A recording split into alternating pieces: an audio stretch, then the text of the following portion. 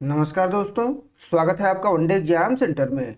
दोस्तों, आज के वीडियो में हम लोग दीनदयाल उपाध्याय गोरखपुर विश्वविद्यालय गोरखपुर के BA 6 सेमेस्टर हिंदी का जो तीसरा पेपर है, जिसका नाम है लोक साहित्य एवं लोक संस्कृति प्रथम, और जिसका पेपर कोड है HND 307, इससे संबंधित 100 महत्वपूर्ण बहुविकल्पी प्रश्नों की प्रैक्टिस करेंगे। ये हमारा दूसरा प्रैक्टिस सेट है। इसके पहले हम लोगों ने एक और प्रैक्टिस सेट कर लिया है। अगर आपने नहीं देखा है तो आप हमारे प्लेलिस्ट में जाकर के देख सकते हैं। चलिए बिना देर के प्रश्नों की प्रैक्टिस शुरू करते हैं।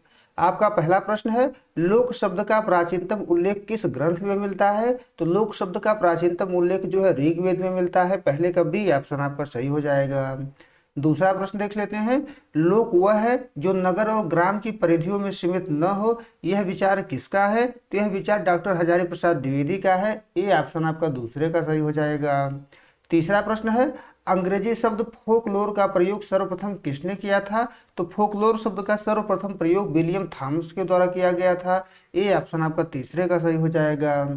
चौथा प्रश्न देख लेते हैं, लोक साहित्य की सर्वोत्तम परिभाषा लोकमानस की स्वतः स्फूर्त अभिव्यक्ति किसने दी है? तो यह जो परिभाषा है यह डॉक्टर सत्येंद्र के द्वारा दिया गया है। सी ऑप्शन आपका चौथे का सही हो जाएगा।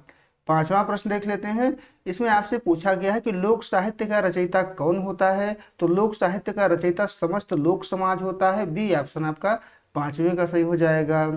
छठा प्रश्न देख लेते हैं, लोक साहित्य की मुख्य विशेषता क्या है? तो लोक साहित्य की मुख्य विशेषता है यह मौखिक और श्रुति परंपरा पर आधारित है। बी ऑप्शन आपका छठवें का सही हो जाएगा।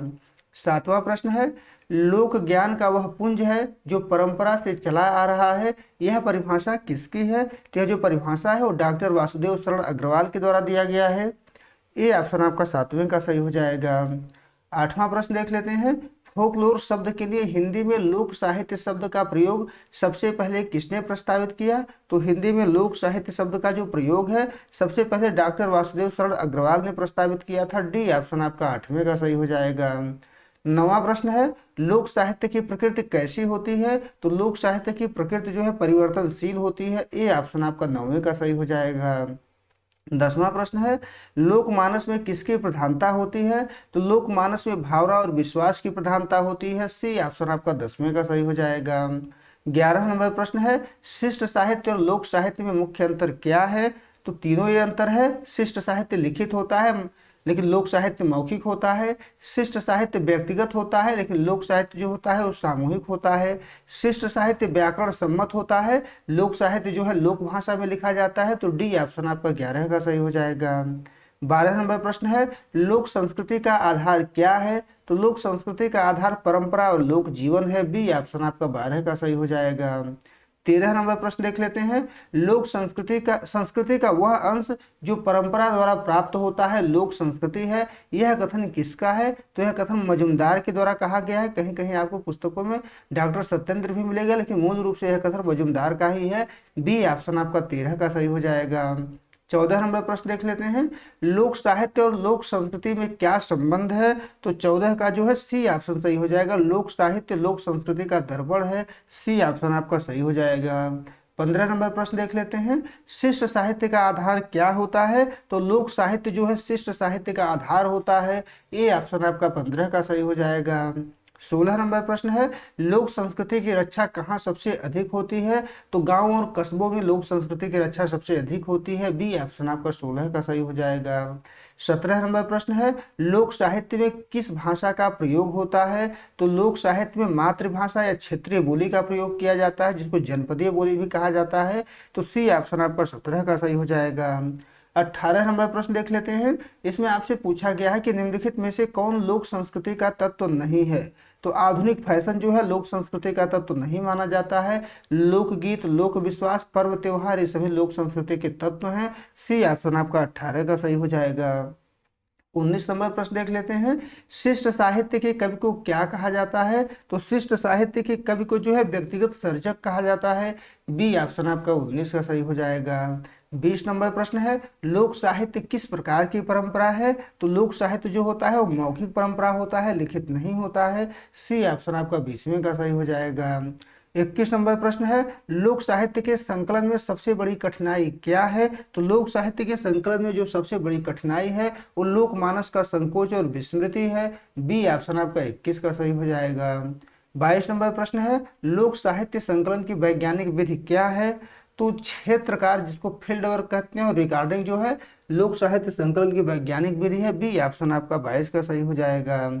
23 नंबर प्रश्न देख लेते हैं, भारतीय लोक साहित्य पुस्तक के लेखक कौन है? तो भारतीय लोक साहित्य जो पुस्तक है इसके लेखक जो है डॉक्टर कृष्णदेव उपाध्याय हैं। ए ऑप्शन आपका 23 का सही हो जाएगा। 24 नंबर प्रश्न देख लेते हैं, लोक साहित्य का अध्ययन क्यों आवश्यक है? तो सांस्कृतिक जड़ों को समझने के लिए, भाषा के विकास को जानने के लिए, समाज के वास्तविक रूप को देखने के लिए लोक साहित्य का अध्ययन आवश्यक है। तो डी ऑप्शन आपका 24 का सही हो जाएगा। 25 नंबर प्रश्न है, लोक साहित्य संकलनकर्ता को कैसा होना चाहिए? तो लोक साहित्य के संकलनकर्ता को लोक जीवन के प्रति सहानुभूति रखने वाला होना चाहिए। ए ऑप्शन आपका 25 का सही हो जाएगा। 26 नंबर प्रश्न है, भारत में लोक साहित्य संकलन का कार्य सबसे पहले किसने शुरू किया? तो यूरोपीय विद्वानों और पादरियों के द्वारा शुरू किया गया था। तो सी ऑप्शन आपका 26 का सही हो जाएगा। 27 नंबर प्रश्न देख लेते हैं, भोजपुरी लोक साहित्य का अध्ययन किसकी रचना है? तो भोजपुरी लोक साहित्य का अध्ययन जो है डॉक्टर कृष्णदेव उपाध्याय की रचना है। ये ऑप्शन आपका 27 का सही हो जाएगा। 28 नंबर प्रश्न है, लोक साहित्य के अध्ययन की तुलनात्मक पद्धति का विकास किसने किया? तो तुलनात्मक पद्धति का विकास जो है ग्रिम बंधुओं ने किया था। ए ऑप्शन आपका 28 का सही हो जाएगा। 29 नंबर प्रश्न देख लेते हैं, संकलन के दौरान लोकगीतों की शुद्धता के लिए क्या अनिवार्य है? तो संकलन के दौरान लोकगीतों की शुद्धता के लिए उन्हें मूल बोली में ही रिकॉर्ड करना अनिवार्य है। बी ऑप्शन आपका 29 का सही हो जाएगा। 30 नंबर प्रश्न देख लेते हैं, इसमें आपसे पूछा गया है कि लोक साहित्य के संरक्षण हेतु किस माध्यम का उपयोग सबसे प्रभावी है? तो डिजिटल आर्काइव और ऑडियो विजुअल रिकॉर्डिंग जो है सबसे प्रभावी है। डी ऑप्शन आपका 30वें का सही हो जाएगा। 31 नंबर प्रश्न है, लोक साहित्य की सर्वाधिक लोकप्रिय विधा कौन सी है? तो लोक साहित्य की सर्वाधिक लोकप्रिय विधा जो है लोकगीत है। बी ऑप्शन आपका 31 का सही हो जाएगा। 32 नंबर प्रश्न है, सोहर किस अवसर पर गाया जाने वाला गीत है? तो सोहर जो है पुत्र जन्म के अवसर पर गाया जाता है। सी ऑप्शन आपका 32 का सही हो जाएगा। 33 नंबर प्रश्न है, लोक गाथा की मुख्य विशेषता क्या है? तो लोक गाथा की मुख्य विशेषता है इसमें गीत और कथा का मिश्रण होता है। बी ऑप्शन आपका 33 का सही हो जाएगा। 34 नंबर प्रश्न है, उत्तर प्रदेश के पूर्वांचल क्षेत्र का प्रसिद्ध लोकगीत कौन सा है? तो पूर्वांचल क्षेत्र का जो प्रसिद्ध लोकगीत है वो कजरी भी है, बिरहा भी है, चैता भी है। तो डी ऑप्शन आपका सही हो जाएगा। 35 नंबर प्रश्न है, आल्हा किस ऋतु में विशेष रूप से गाया जाता है? तो आल्हा जो है वर्षा ऋतु में गाया जाता है। बी ऑप्शन आपका 35 का सही हो जाएगा। 36 नंबर प्रश्न देख लेते हैं, इसमें आपसे पूछा गया है कि लोक कथाओं का मुख्य उद्देश्य क्या होता है? तो लोक कथाओं का मुख्य उद्देश्य होता है उपदेश देना और मनोरंजन कराना। ये ऑप्शन आपका 36 का सही हो जाएगा। 37 नंबर प्रश्न है, नौटंकी किस विधा के अंतर्गत आती है? तो नौटंकी जो है लोक नाट्य के अंतर्गत आती है। सी ऑप्शन आपका 37 का सही हो जाएगा। 38 नंबर प्रश्न है, लोक कथाओं में अति प्राकृतिक तत्वों का प्रयोग 38 का आपका बी ऑप्शन सही हो जाएगा, प्रचुर मात्रा में होता है। तो बी ऑप्शन आपका सही हो जाएगा। 39 नंबर प्रश्न है, विदेशिया लोकनाट्य के जनक कौन माने जाते हैं? तो विदेशिया लोकनाट्य के जनक जो है भिखारी ठाकुर माने जाते हैं। ए ऑप्शन आपका 39 का सही हो जाएगा। 40 नंबर प्रश्न है, विवाह के अवसर पर दी जाने वाली गालियों को लोक साहित्य में क्या कहते हैं? तो गाली भी कहा जाता है और सीठने भी कहा जाता है। बी ऑप्शन आपका 40 का सही हो जाएगा। 41 नंबर प्रश्न है, लोक गाथा लोरिकायन किस जाति की वीरता का वर्णन करती है? तो लोरिकायन जो है अहिर यानी कि यादव जाति की वीरता का वर्णन करती है। डी ऑप्शन आपका 41 का सही हो जाएगा। 42 नंबर प्रश्न है, कजरी का मुख्य केंद्र कौन सा जिला है? तो मिर्जापुर जिला है। बी ऑप्शन आपका 42 का सही हो जाएगा।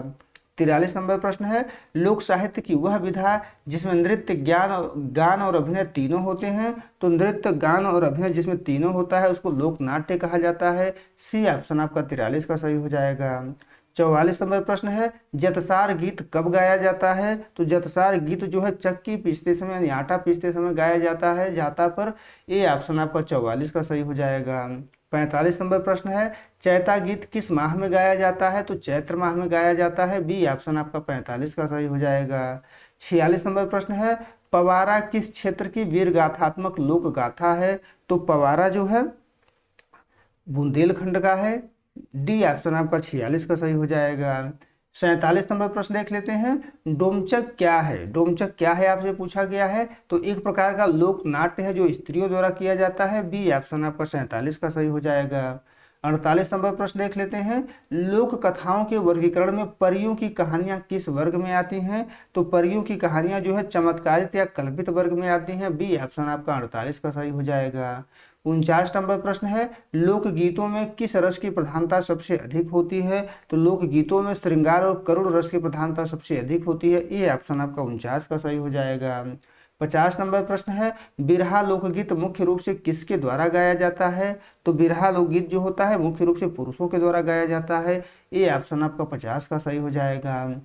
51 नंबर प्रश्न है। लोकोक्ति का अर्थ क्या है? तो लोकोक्ति का अर्थ होता है लोक की उक्ति यानी कि कथन। ए ऑप्शन आपका 51 का सही हो जाएगा।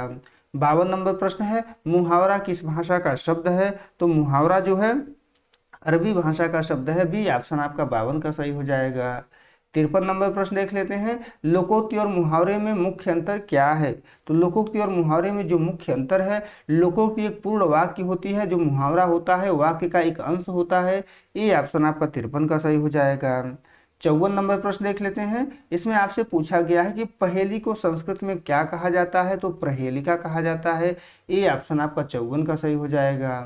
55 नंबर प्रश्न है। पहेलियों का मुख्य उद्देश्य क्या होता है? तो पहेलियों का मुख्य उद्देश्य होता है बुद्धि की परीक्षा और मनोरंजन कराना। ये ऑप्शन आपका 55 का सही हो जाएगा। 56 नंबर प्रश्न है। बुझावल का संबंध किस विधा से है? तो बुझावल का जो संबंध है वो पहेली से है। बी ऑप्शन आपका 56 का सही हो जाएगा। 57 नंबर प्रश्न है। ऊंट के मुंह में जीरा क्या है? तो ऊंट के मुंह में जीरा जो है लोकोक्ति है यानी एक कहावत है। बी ऑप्शन आपका 57 का सही हो जाएगा। 58 नंबर प्रश्न है। मुहावरे के अंत में प्रायः क्या आता है? तो मुहावरे के अंत में प्रायः जो है क्रिया आता है। सी ऑप्शन आपका 58 का सही हो जाएगा। 59 नंबर प्रश्न है। नाक कटना मुहावरे का अर्थ है? तो नाक कटना मुहावरे का अर्थ है प्रतिष्ठा नष्ट होना। बी ऑप्शन आपका 59 का सही हो जाएगा। 60 नंबर प्रश्न है। पहेलियों के लोक साहित्य में कितने रूप मिलते हैं? तो पहेलियों के लोक साहित्य में जो है 2 रूप मिलते हैं, एक बुझावल के रूप में, दूसरा अंतर लापिका के रूप में। तो बी ऑप्शन आपका 60 का सही हो जाएगा।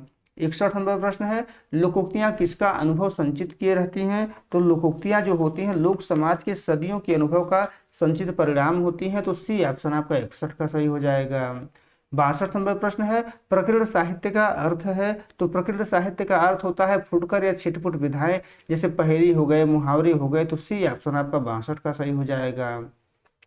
63 नंबर प्रश्न देख लेते हैं। एक थाल मोती से भरा सबके सिर पर अवधा धरा, यह क्या है? तो यह एक पहेली है। सी ऑप्शन आपका 63 का सही हो जाएगा। 64 नंबर प्रश्न है। लोकोक्ति को अन्य किस नाम से जाना जाता है? तो लोकोक्ति को जो है कहावत, सूक्ति, जनश्रुति सभी नाम से जाना जाता है। डी ऑप्शन आपका सही हो जाएगा। 65 नंबर प्रश्न है। मुहावरे का प्रयोग भाषा में क्या उत्पन्न करता है? तो मुहावरे का प्रयोग जो है भाषा में चमत्कारिक प्रभाव और संक्षिप्तता पैदा करता है। बी ऑप्शन आपका 65 का सही हो जाएगा। 66 नंबर प्रश्न है। लोक साहित्य में व्यक्ति रहित समाज बोलता है, यह किसका मानना है? तो यह जो है डॉक्टर सत्येंद्र का मानना है। ए ऑप्शन आपका 66 का सही हो जाएगा। 67 नंबर प्रश्न है। पवमान सूक्त का संबंध किस लोक देवता या तत्व से है? तो पवमान सूक्त का जो संबंध है वो वायु और सोम देवता से है। तो बी ऑप्शन आपका 67 का सही हो जाएगा।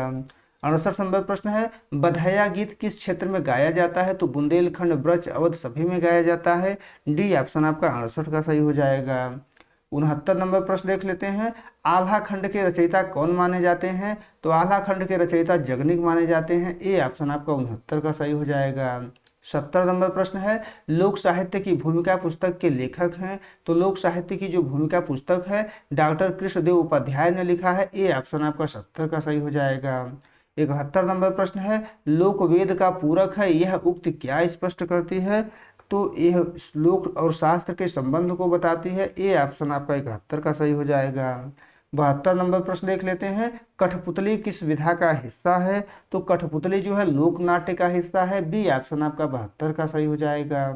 73 नंबर प्रश्न है। साझी कला का संबंध किस क्षेत्र से है?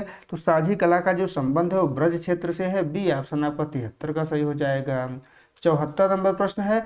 छठ गीत किस राज्य क्षेत्र का मुख्य लोकगीत है? तो बिहार और पूर्वी उत्तर प्रदेश का है। सी ऑप्शन आपका 74 का सही हो जाएगा। 75 नंबर प्रश्न है, लोक साहित्य का संकलन करने वाले विद्वान देवेंद्र सत्यार्थी ने किस विधा पर सर्वाधिक कार्य किया? तो देवेंद्र सत्यार्थी के द्वारा जो है लोकगीत पर सबसे ज्यादा कार्य किया गया है। बी ऑप्शन आपका 75 का सही हो जाएगा।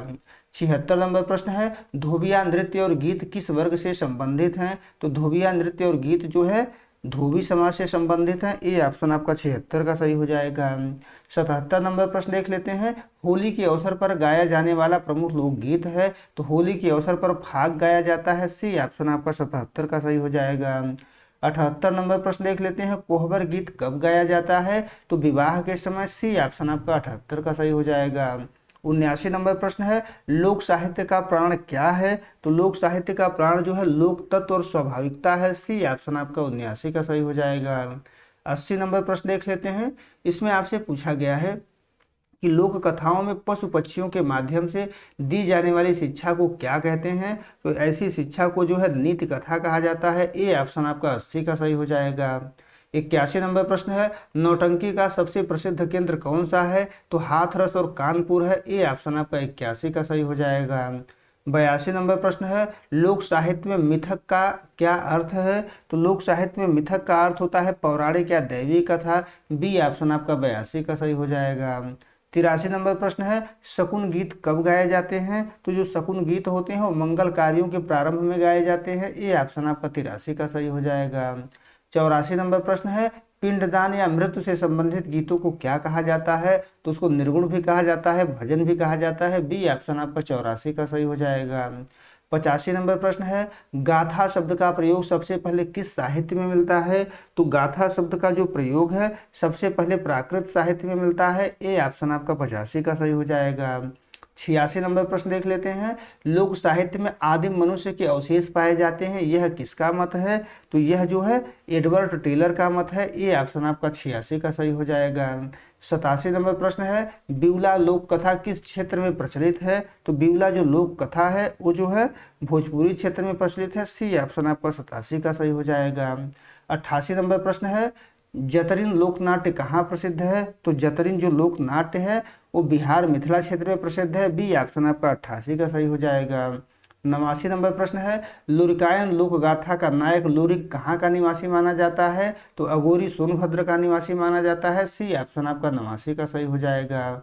90 नंबर प्रश्न है, लोक साहित्य में कंठस्थ करने की परंपरा को क्या कहते हैं? तो श्रुति परंपरा कहते हैं। बी ऑप्शन आपका 90 का सही हो जाएगा। 91 नंबर प्रश्न देख लेते हैं, इसमें आपसे पूछा गया है कि कजरी का गायन किस उत्सव से जुड़ा है? तो कजरी का जो गायन होता है वो नाग पंचमी और रक्षाबंधन से जुड़ा होता है। ए ऑप्शन आपका 91 का सही हो जाएगा। 92 नंबर प्रश्न देख लेते हैं, लोकगीतों के वर्गीकरण का मुख्य आधार क्या है? तो लोकगीतों के वर्गीकरण का मुख्य आधार संस्कार, ऋतु और श्रम है। ए ऑप्शन आपका 92 का सही हो जाएगा।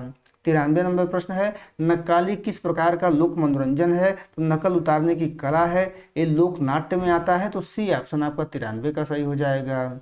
94 नंबर प्रश्न है, सोरठी किस भाषा की प्रसिद्ध लोक गाथा है? तो सोरठी जो है भोजपुरी की प्रसिद्ध लोक गाथा है। ये ऑप्शन आपका 94 का सही हो जाएगा। 95 नंबर प्रश्न है, लोक साहित्य के अध्ययन की फिनिश पद्धति किससे संबंधित है? तो फिनिश पद्धति जो है भूगोल और प्रसार से संबंधित है। सी ऑप्शन आपका 95 का सही हो जाएगा। 96 नंबर प्रश्न है, लोक साहित्य वह है जो लिखित न होकर मौखिक हो, यह परिभाषा किसकी है? तो यह परिभाषा डॉक्टर धीरेन्द्र वर्मा की है। डी ऑप्शन आपका सही हो जाएगा। आगे बढ़ते हैं, 97 नंबर प्रश्न देख लेते हैं, लोक संस्कृति में लोक का अर्थ क्या है? तो लोक संस्कृति में लोक का अर्थ होता है लोक वह समुदाय जो सहज और नैसर्गिक है। सी ऑप्शन आपका 97 का सही हो जाएगा। 98 नंबर प्रश्न है, रामलीला लोक साहित्य की किस विधा का श्रेष्ठ उदाहरण है? तो रामलीला जो है लोक नाट्य का उदाहरण है। ए ऑप्शन आपका 98 का सही हो जाएगा। 99 नंबर प्रश्न है, पहेली का एक अन्य क्षेत्रीय नाम है, तो पहेलिका या बुझौनी है। बी ऑप्शन आपका 99 का सही हो जाएगा। 100 नंबर प्रश्न है, लोक साहित्य की रक्षा के लिए सबसे आवश्यक क्या है? तो लोक साहित्य की रक्षा के लिए सबसे आवश्यक है लोक भाषाओं का जीवित रहना। ए ऑप्शन आपका 100वें का सही हो जाएगा। उम्मीद है दोस्तों आपको वीडियो पसंद आया होगा। अगर वीडियो अच्छी लगी तो हमारे चैनल को सब्सक्राइब कर लीजिए, वीडियो को लाइक और शेयर कर दीजिए। बहुत बहुत धन्यवाद।